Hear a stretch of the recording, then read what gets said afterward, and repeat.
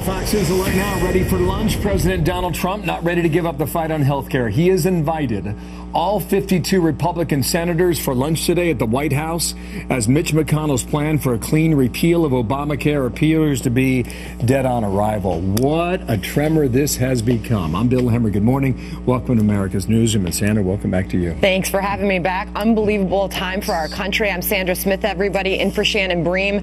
Republicans may be staring down the failure of a simple Obamacare repeal. 4 Republican senators now say they cannot support the move. Meanwhile, Senator Paul says if you supported repeal a few years ago, you should be able to do the same now. If you're not willing to vote the same way you voted in 2015, then you need to go back home and you need to explain to Republicans why you're no longer for repealing Obamacare.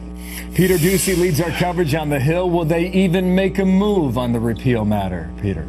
Bill, the Majority Leader, Mitch McConnell, could have brought this procedural vote on the Obamacare repeal to the floor today. However, he got a call from the White House that the president and the vice president would like some more time so they can plead with skeptical Republicans to get on board with repeal. So the vote is expected to be at some point early next week. And a senior source close to McConnell says that the Majority Leader just wants to get this vote over with, even if it looks like it is going to fail. And right now, it doesn't look like he has the votes because there's not enough of an appetite in his own party to support a straight repeal without a replacement written and ready to be voted on. We're also told that when Senator McCain's absence was announced and McConnell decided he needed to defer the Obamacare vote to next week, that was specific to the old bill that is in the recycling bin right now. McCain does not necessarily have to be back in town for a vote to happen. And if it starts looking like the repeal is definitely going to fail, GOP leaders may get an assist bringing the bill to the floor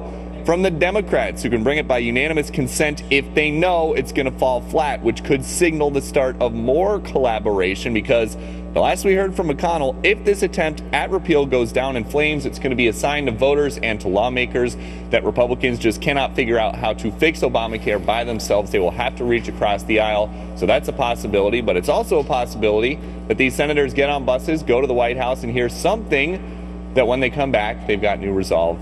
And there's a new plan. Wow. Bill. Need a good salesman for that. Thank you, Peter. Peter Ducey on the Hill leading our coverage. To get the Sandra right now in the White House. All right, Bill, let's go to the White House.